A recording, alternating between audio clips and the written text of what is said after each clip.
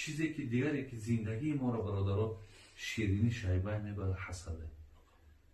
یعنی در همین جامعه زندگی میکنیم حسد کمه، اینقدر حسد زیاده. در همه کاتگوری آدم حسد است، در همه کاتگوری. همین دیگه خیر نداره برادر، هیچ خیری در این نیست.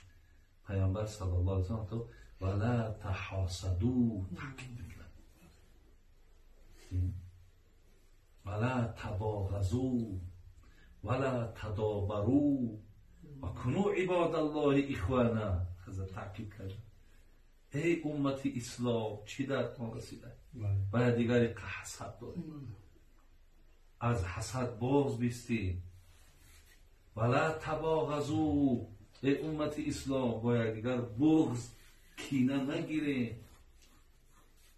ولا تدابروا، از یکدیگر کنار نگیرید، قهری نشین.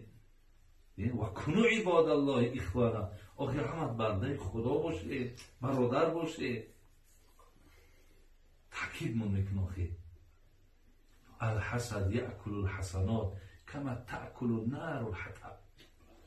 چیزی که هیزم آتش میخوره، نیکی هاتون میگه حسد میخوره نابود میکنه. و همین این حقیقتا در زندگی آدمی که حسد داشته باشه بسیار برادر عزیز میگه غم داره، بسیار غم داره. اینها چیزایی هستن برادر عزیز که صفای زندگی ما میبرن.